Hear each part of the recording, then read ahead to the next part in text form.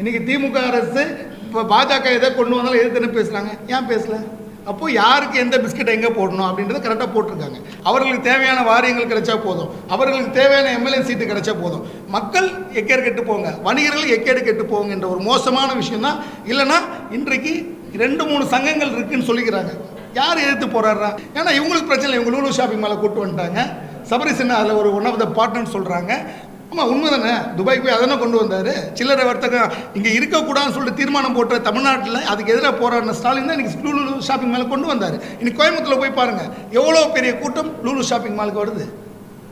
எதுக்கு அப்போது ஒட்டுமொத்த வணிகத்தையும் இந்த மாதிரி கார்பரேட்டை கூட்டி கொடுத்துட்டு எங்களை புறந்தள்ளுற முயற்சியில் தான் அவங்க இருக்காங்க. இவர்கள் எல்லாம் ஒட்டுமொத்தமாக கார்பரேட் காலடியில் இந்த மக்களையும் இந்த வணிகர்களையும் வைப்பதற்கான கருங்காலிகள் என்றதை ஓப்பனாகவே டிக்ளேர் பண்ணுறேன். நான் அதிகமாக போடாதுங்க. ஒரு 2%னா மூதறிஞர் ராஜாஜி சொன்ன மாதிரி வரின்றது பூவில் தேன் எடுக்கிற மாதிரி இருக்கணும். எங்களை குத்தி கொலை பண்ணி எடுக்கக்கூடாது. எல்லாத்துக்கும் வரி வரி வரி வரி வரின்னா அப்போ வாழ்கிறதுக்கே வரி போடணுமா? அப்போ இனிமேல் ஒரு தனிநபர்னா கூட வரி போடணுமா? ஒரு 3% போடுங்க, ஒரு 2% போடுங்க. 18% அது என்ன பகல் கொள்ளையாக இருக்குது? நிர்மலா சீதாராமன் அவர்கள் மேலே ஏசி ரூமில் உட்காந்துக்கிறாங்க. அவங்களுக்கு ஆலோசனை சொல்கிற IAS IPS ஆஃபீஸர் மேலே உட்காந்துக்கிறாங்க. மாதம் பல லட்சங்கள் சம்பளம் வாங்கிக்கிறாங்க. அவங்களுக்கு கலநிறவை என்னன்னு தெரியுமா? ஒரு சிறு வணிகன் எப்படி இந்த கார்பரேட் விதத்தில் வணிகம் பண்ணுறான்னு எவ்வளோ கஷ்டம்னு தெரியுமா? நாடு முன்னேறிச்சுன்ட்டு ஒரு செயற்கான விஷயத்தை நீங்கள் போடாதீங்க. நாடு ஒருபோதும் முன்னேறல. என்றைக்கு முன்னேறும்? பணக்காரன் மேலும் பணக்காரன் ஆகிட்டு இருக்கான். அமேசான் உலகத்தில் ஒரு மிகப்பெரிய நிறுவனமாக உருவெடுக்குது. ஃப்ளிப்கார்ட் உருவெடுக்குது. உங்கள் அண்ணாச்சிங்களாம் எங்கே போகணும்? என்றைக்குமே எல்லாமே சொல்லுவாங்க. நிறைய பேர் நிர்மலா சீதாராமன் கூட கலாய்ப்பாங்க, ஊறுகாய் மாமி உங்களுக்கு என்ன தெரியும்ட்டு. இந்த கடைசியில் நாங்களும் அதான் சொல்லணும் பொழுது, ஊறுகாய் மாமி என்ன தேவை? ஊறுகாய் மாமி என்ன பண்ண போகிறாங்கன்னு தெரியல. உட்காந்து ஒருத்தர் கோயம்புத்தூர் கூட உங்களுக்கு ஒரு நிகழ்வு அதை கண்டிச்சு கூட நம்ம கொடுத்துருந்தோம். அதாவது பன்னுக்கு 5%, அது உள்ள ஜாம் வச்ச 18%. இந்த மாதிரி ஒரு மோசமான விஷயத்தை கடைசியில் அவனை தான் காலில் உள்ள வச்சாங்க. நண்பர்கள் எல்லாருக்குமே தெரிஞ்சிருக்கும், கடை வாடகை கூட 18% GST அமலாக இருக்குது. இந்த நாட்டில் வாழ்கிறதுக்கு இனிமேல் நாங்கள் கண்ணை திறந்தே வாழ முடியாது பொழுது. எதையுமே பார்த்துட்டு வாழ ஒரு தகுதியற்ற நாடாக இந்தியா வருதோ அப்படின்ற ஒரு சந்தேகம் எங்களுக்கு வந்திருக்கு. ஏற்கனவே இன்றைக்கு வணிகத்தில் ஏறக்குறைய ஒரு 56% வணிகத்தை ஆன்லைன் வணிகங்களும் கார்ப்பரேட் வணிகங்களும் கைப்பற்றி விட்டது. உங்கள் எல்லாருக்குமே தெரியும். ஏற்கனவே மண்ணின் வணிகர்கள் எந்த அளவு பாதிக்கப்பட்டிருக்கிறார்கள் அப்படின்ற ஒரு விஷயம் உங்கள் எல்லாருக்குமே தெரியும். தங்களுடைய வாழ்வாதாரத்தை தொலைத்து ஏதோ ஒரு விதத்தில் சுய கௌரவத்தோடு சுயமரியாதையோடு வாழ்ந்து விட முடியாதா அப்படின்ற ஒரு மிகப்பெரிய போராட்டத்தில் தான் இன்றைக்கி வணிக சமூகம் இருக்குது. இந்த நேரத்தில் நீங்கள் கட்டுற வாடகை கூட ஒரு 18% GST அப்படின்ற ஒரு மோசமான துக்ளக் தர்பாரை அரசு எடுத்திருக்கு. எந்தவித ஒரு கலந்தாய்வும் இல்லாமல் சரக்கு மற்றும் சேவை வரியில் வாடகைக்கு ஒரு 1800 ரூபா, அதாவது ஒரு 10,000 ரூபா வாடகை இருக்க கடைக்கு ஒரு 1800 GST கோடு கட்டுங்க, 18% GST கட்டுங்க அப்படின்ற ஒரு மோசமான சர்வாதிகார முடிவை அரசு எடுத்திருக்கு. இன்றைக்கி உங்கள் எல்லாருக்குமே தெரியும், இன்றைக்கி எந்த பகுதியில் போனாலும் 10,000 ரூபாய்க்கு குறைந்த வாடகையே கிடையாது. நான் சொல்கிறது கிராமப்புறத்தில். நகரப்புறத்தில் எடுத்துக்கிட்டிங்கன்னா ஒரு 10க்கு 10 கடை கூட 20,000 30,000 வாடகை. அப்போ அரசு எதை நோக்கி பயணிக்குது? சிறு வணிகமே இருக்கக்கூடாது, ஒட்டுமொத்தமாக கார்ப்பரேட்கள் தான் இந்தியாவை ஆளணும், ஏன்னா அவங்க ஆண்டுருவாங்க. ஒரு பெரிய விஷயம் கிடையாது. இன்றைக்கி அமேசானாக இருக்கட்டும், ஃப்ளிப்கார்ட்டாக இருக்கட்டும், டிமார்ட் போன்றவர்களாக இருக்கட்டும், அவர்களுக்கு இது ஒரு பெரிய விஷயமே கிடையாது. ஏன்னா கார்ப்பரேட்களுக்கு அரசு வரி சலுகை வாரி வாரி வாரி கொடுக்குது. அப்போது இந்த 18% வரியை யார் கட்டுவா? வாடகை இருக்கவங்க கட்டுவாங்களா?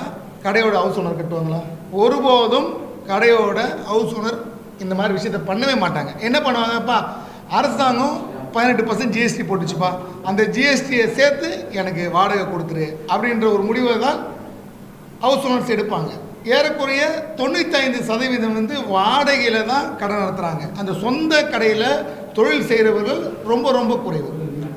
அப்படி இல்லாமல் அப்படி வரி கட்டுறதா மட்டும் என்ன பண்ணுவாங்க, வாடகை குறைச்சி காட்டுவாங்க. இப்போ வணிகர்களை இது மாதிரி தவறாக சிந்திக்க வைக்கிறது யார்? அப்போ 18% சொல்லிடுவாங்களா? 10,000 ரூபா வாடகைன்னா 1000 ரூபா வாடகைன்னு போடு அப்படின்வாங்க.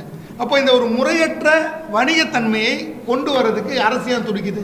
18% வாடகைக்கு GST போடணும்னு சொல்கிற இந்த விஷயத்தை கொண்டு வந்தது யார்? அப்போ இதுக்கு எதிராக பேச வேண்டிய மாநில அரசியாக இதுவரையும் பேசாமல் இருக்கிறாங்க. நீட்டுக்கு தொடர்ந்து எதிர்க்கிறோன்றாங்க, ஹிந்தி திணிப்புக்கு தொடர்ந்து எதிர்க்கிறோன்றாங்க, என்றைக்குமே ஒரு மாநில சுயாட்சி வேணும்னு சொல்கிறாங்க. அப்போது ஜிஎஸ்டி கவுன்சிலில் இது போன்ற ஒரு மோசமான விஷயத்தை மத்திய அரசு திணிக்கும் போது ஒரு எதிர்ப்பு குரல் கூட ஏன் எதிர்ப்பில் கொஞ்சம் சாதாரணமாக யோசிச்சு பாருங்கள். ஊடகங்களை யோசிச்சு பாருங்கள். 18% ஜிஎஸ்டி கடைக்கு வாடகை போது கேட்கும் போதே நமக்கே ஒரு நகைச்சுவையாக இருக்குது. ஏற்கனவே சாப்பாட்டு பொருளுக்கு வரி வேண்டாம்னாங்க, அப்புறம் அரிசிக்கு வரி போட்டாங்க, எல்லாத்துக்கும் வரி வரி வரி வரி வரின்னா அப்போ வாழ்கிறதுக்கே வரி போடணுமா? அப்போ இனிமேல் ஒரு தனிநபர்னா கூட வரி போடணுமா? போடுங்க ஜிஎஸ்டி. ஏன்னா வரி வசூல் இல்லாமல் எதுவுமே இயங்காது. அதில் மாற்று கருத்து கிடையாது. அரசாங்கம் மக்கள்கிட்ட வரி வாங்கி தான் பயணிக்கணும். ஆனால் அதுக்குன்னு ஒரு குறிப்பிட்ட விஷயம் இருக்குல்ல. ஒரு 3% போடுங்க, ஒரு 2% போடுங்க. 18% அது என்ன பகல் கொள்ளையாக இருக்குது? அப்போ என்ன பண்ண முடியும்? வாடகை கட்ட முடியாது. ஏற்கனவே சொத்து வரி உயர்ந்துச்சு. உங்களுக்கு தெரியாத ஒன்று, சொத்து வரி உயர்ந்துச்சு, மின்சார கட்டணம் உயர்ந்துச்சு, அடிப்படை தொழில் வரி உயர்ந்துச்சு. இதே தொழில் வரி உயர்வுக்காக போன மாதம் நான் இதே ப்ரெஸ் மீட் கொடுத்தேன். சொத்து வரி கொடுத்துருக்கோம். அப்போ எல்லாமே உயர்ந்துட்டு வரும்போது அப்போ வாடகைக்கும் ஒரு 18% அப்போ வியாபாரம் செய்கிறவங்க எங்கே தான் போவாங்க? சரி 18% தான் போடுறோம். சரி, இந்த வணிகர்களை வாழ வைப்பதற்காக இந்த அரசு இதுவரை ஏதாவது ஒரு முயற்சி எடுத்திருக்கா? எங்கள் ஆன்லைன் வியாபாரத்துலேயும் கார்பரேட் வியாபாரத்துலேயும் தொடர்ந்து பாதிக்கப்பட்டு இருக்கோங்க. அந்த ஆன்லைன் கார்பரேட்டுக்கு அதிகமாக வரி போடுங்க. நாங்கள் 10 ரூபா விற்கிற பொருளை அவன் 5 ரூபாய்க்கு விற்கிறாங்க, பொதுமக்கள்லாம் அதனால் ஆன்லைன் கார்பரேட் வணிகத்துக்கு மாறுறாங்கன்னு தொடர்ந்து கூக்குரலிட்டு இருந்தாலும் என்னைக்காவது அரசு அதை பற்றி ஒருபோதாவது சிந்தித்து இருக்கிறதா? என்றைக்குமே சிந்தித்தது கிடையாது. வரியை கொடு வரியை கொடு வரியை கொடு.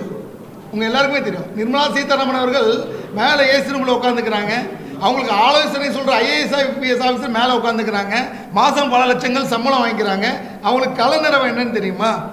ஒரு சிறு வணிகன் எப்படி இந்த கார்பரேட் விதத்தில் வணிகம் பண்ணுறான்னு எவ்வளோ கஷ்டம்னு தெரியுமா? எத்தனை வணிகர்களை நீ பிளாட்ஃபார்ம் வந்து கடை வச்சுருப்பா? நீங்கள் போய் பாருங்கள், சாலை ஓரங்கள்லாம் பாருங்கள்.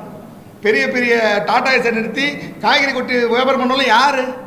எங்களை மாதிரி வியாபாரம் பண்ண முடியாமல் கடையை காலி பண்ணிவிட்டு வேறு வழியே இல்லை, பிளாட்ஃபார்முக்கு வந்தால் வியாபாரம் பண்ணுவோம். ஏன்னா அப்போ தான் கடை வாடகை இருக்காது, கரண்ட் பில் இருக்காது, சொத்து வரி இருக்காது. அப்போது ஒட்டுமொத்த வணிக சமுதாயத்தை தெருவில் நிற்க வைக்கிறது யார்? அரசு தானே நிற்க வைக்குது. அப்போ கார்பரேட் மட்டும்தான் கடைகளில் நியாயமாக வியாபாரம் பண்ணணும், இந்த மண்ணின் வணிகர்கள்லாம் ரோட்டுக்கு வரணும் அப்படின்ற ஒரு மோசமான விஷயத்தை அரசு எடுத்திருக்கு. அரசு தயவு செய்து இந்த கடைக்கு வாடகை அப்படின்ற வரியை திரும்ப பெறணும்.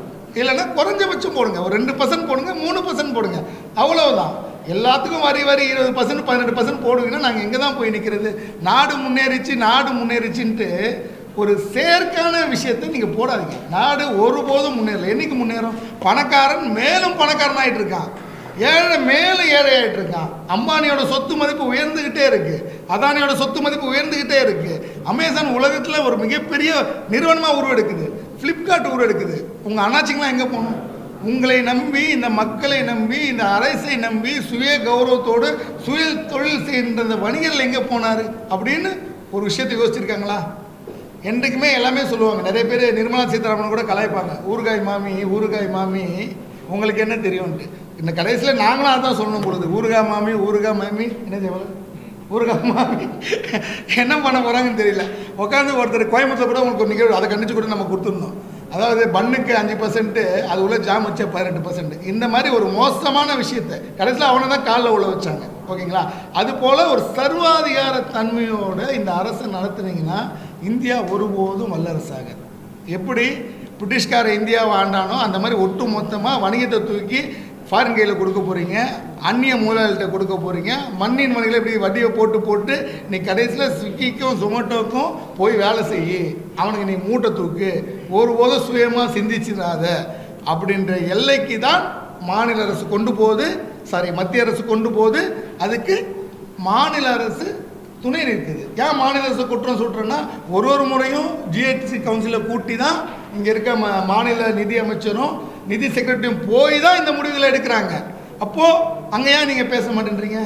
மாநில அரசு என்ன நினச்சிக்குது? எங்களுக்கு ஒரு வியாபார சங்கம் இருந்தால் போதும், அவங்க எப்பவுமே எங்களுக்கு ஜால்ரா தட்டுவாங்க, அவர்களுக்கு ஒரு எம்எல்ஏ சீட்டு கொடுத்தா போதும், வணிகனுக்கு எதிராக ஒரு குரல் எழுப்ப மாட்டாங்க அப்படின்ற ஒரு மோசமான விஷயத்தை மாநில அரசு பண்ணுது. அவர்களுக்கு என்ன, நாடு அமைதியாக இருக்குது, நாடு எப்படி இருக்குது, மும்மாறி பொழுதா, எல்லாம் கரெக்டாக இருக்குது அப்படின்ற ஒரு ஷோ காட்டுற ஒரு அரசாக தான் மாநில அரசு இருக்குதோ நினைக்கிறோம். இல்லைனா இதுக்கு எதிர்த்து முதல் கொள்கை கொடுக்க வேண்டியதுங்க. நீட்டுக்கு எதிராக ஒரு செங்கலை தூக்கி எவ்வளோ பெரிய விஷயங்களை உதயநிதி பண்ணார் உங்களுக்கு எதிராக தெரியும். ஏன் இதுக்கு எதிராக பண்ண மாட்டேங்கிறாங்க? ஏன் இந்திக்கு எதிராக அவ்வளோ ஏதாவது ஒரு பிரச்சனை வந்தால் உடனே ஒரு இந்தி நீட்டுன்னு சொல்லி மக்களை திசை திருப்புற இவர்கள் இது போன்ற ஜீவாதார பிரச்சனைக்காக, மண்ணின் வணிக பிரச்சனைக்காக ஏன் பேச மாட்டேன்றாங்க அப்படின்றத நீங்கள் கொஞ்சம் சிந்திக்கணும். இதை தயவு செய்து பொதுமக்களுக்கு கொண்டு போகணும், அரசுக்கு கொண்டு போகணும், மத்திய சர்க்காருக்கு போகணும். இல்லைன்னா மீண்டும் ஒரு அடிமை தேசமாக தான் இந்தியா மாறும். இந்த 18 வரி விதிப்பை திரும்ப பெறவில்லை என்றால் ஒரு மிகப்பெரிய ஆர்ப்பாட்டங்கள் அடுத்தடுத்து ஒட்டுமொத்த வணிக சமூகத்தை கூட்டி நாங்கள் எடுக்க முன்வரோம். அப்படி இல்லைன்னா சொல்கிறேங்க, நீங்களாம் நாட்டை விட்டு போயிடுங்க, நீங்களாம் இங்கே வாழ தகுதியற்றவர்கள், யாருமே வணிகம் செய்யாதீங்க, ஒட்டுமொத்த வணிகத்தையே நாங்கள் அம்பானிக்கும் அமேசானுக்கும் ஃப்ளிப்கார்ட்டுக்கும் கொடுத்துட்றோம், அந்நிய முதலாளிகள் கொடுத்துட்றோம், நீங்கள் எல்லாம் உங்களுக்கு வேலை செய்து டிக்ளேர் பண்ணிடுங்க, சர்வாதிகார ஆட்சியை கொண்டு வந்துடுங்க. வந்துச்சுன்னா நாங்கள் எதுவும் கேள்வி கேட்க போகிறதில்ல. ஜனநாயக நாட்டில் இது போன்ற அநியாயங்கள் நடக்கும்போது கேள்வி கேட்பது எங்களுடைய உரிமை. எங்களுடைய கேள்விகளுக்கு பதிலளிப்பது உங்களது கடமை. அப்படி பதிலளிக்கனா அதுக்கான விளைவுகளை நீங்கள் சந்திப்பீர்கள். மோடி உலகத்தில் ஒரு மிகப்பெரிய தலைவராக பார்க்கப்படுகிறார். இது போன்ற விஷயங்கள் நினச்சா அவர் ஒரு துர்க்ளக் அரசு நடத்தும் ஒரு அரசாக தான் அவர் பார்க்கப்படுவார். வாழ்க சுதேசி வணிகம், வளர்க சுதேசி வணிகம்.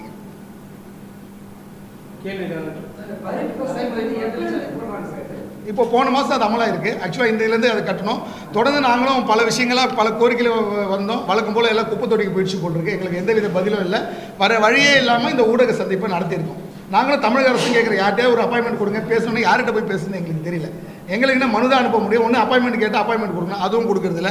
ஒன்லி பணக்கார முதலாளிகளுக்கும் நடிகர்களுக்கும் அப்பாயின்மெண்ட் கொடுக்குற முதல்வரும் சரி, அவங்க நிர்மலா சீதாராமனுக்கும் சரி, எங்களெல்லாம் சந்திக்கிறதுக்கு மனசு வரதே கிடையாது அவங்களுக்கு. அப்போ வேறு வழியே மக்கள் மன்றமோ ஊடக மன்றமோ தான். அதுக்காக தான் இந்த ஊடக சந்திப்பு. தயவுசெய்து இது அரசு கொண்டு போங்க. இந்த மாதிரி வழிகள்லாம் இருக்குது. வியாபாரிகள்லாம் இவ்வளோ கஷ்டப்படுறாங்க, ஒருத்தருக்கு இவ்வளோ பெரிய கடன் சுமையில் இருக்காங்க, பலர் தற்கொலைக்கு தூண்டப்படுறாங்க, பலர் கடன் நடத்த முடியாமல் வங்கிகளில் தனியார் வங்கிகளில் கடன் வாங்கி அது இஎம்ஐ கட்ட முடியாமல், தண்டல் வாங்கி அது கட்ட முடியாமல் இறந்து போகிற ஒரு குரூப் எவ்வளோ இருக்குது. அதெல்லாம் கொண்டு போய் சொல்லுங்கள். மீண்டும் மீண்டும் இப்படி போட்டுகிட்டே இருந்தீங்கன்னா இல்லை ஒருவேளை மக்கள் தொகை குறைக்கிற முயற்சி இருந்ததுன்னா எல்லாம் தற்கொலை பண்ணி செத்து போயிட்டோம், எல்லாம் செத்து போயிட்டோம். மக்கள் தொகையை குறைக்கிறதுக்கு இப்படி ஒரு முயற்சியை மத்திய அரசு கையாளுதான்னு எங்களுக்கு தெரியல. அப்படி கூட இருக்கலாம். வாய்ப்பே கிடையாதுங்க.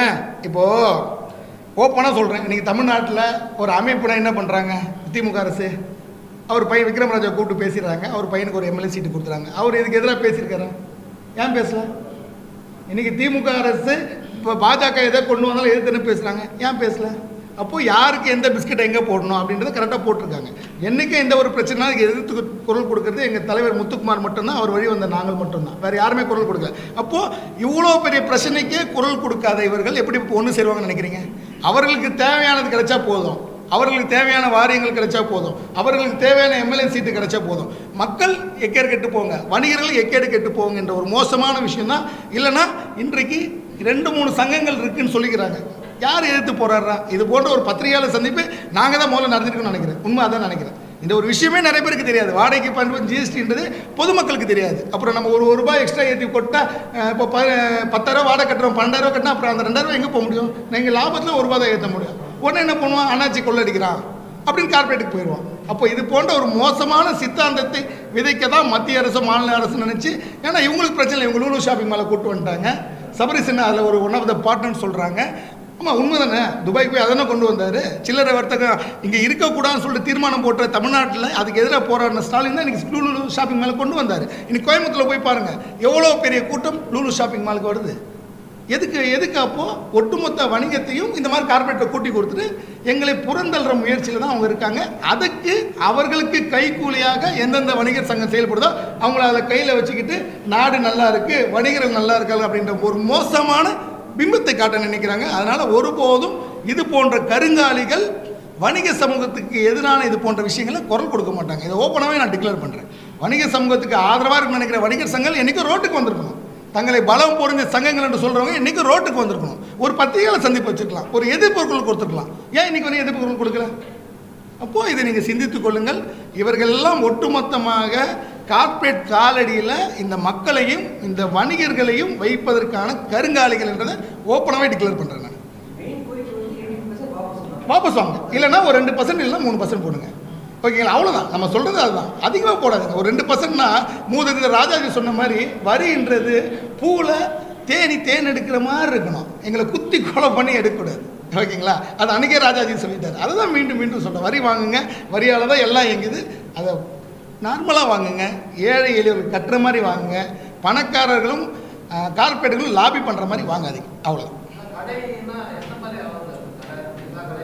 எல்லாம் வாடகை, அதாவது வாடகைக்கு 18% ஜிஎஸ்டி, ஓகேவா, அப்படின்னு டிக்ளேர் பண்ணிட்டாங்க. அப்போது ஆட்டோமேட்டிக்காக இதுவரை அந்த ஜிஎஸ்டி பில் வாங்கி செய்கின்ற வணிகர்கள் ஆட்டோமேட்டிக்காக அதுக்குள்ள இன்க்ளூடிங் ஆயிடுவாங்க. அதுக்கப்புறம் ஒரு கணக்கு எடுக்க வேண்டியதான், யார் யாரெல்லாம் வாடகை கடை இருக்காங்கன்னு ஒரு கணக்கு எடுத்து அத்தனை பேருக்கு கொண்டு வந்து ஒழிக்கிற முயற்சி தானே இது பண்ணுறாங்க. அதன காரணம் மோஸ்ட்லி 95% கடைகள் வந்து வாடகை தான் இருக்குது, அதில் மாற்று கருத்தே இல்லை. கார்பரேட்டில் ஆட்டோமேட்டிக்காக அவங்க வந்து அந்த பில்லிங்குள்ளே போயிடுவாங்க. சின்ன சின்ன வணிகர்கள் இந்த 20 லட்சத்துக்கு கம்மி ஜிஎஸ்டி கட்ட வேணான்றவங்க மட்டும்தான் இது மாதிரி பண்ண மாட்டாங்க. அப்போது அவர்களையும் இது வரம்புக்குள்ளே கொண்டு வந்து அந்த வியாபாரத்தை நீ பண்ணாத, ஒழிச்சு வெளியே தள்ளு அப்படின்ற ஒரு முயற்சியை தான் நாங்கள் இதை பார்க்குறோம்.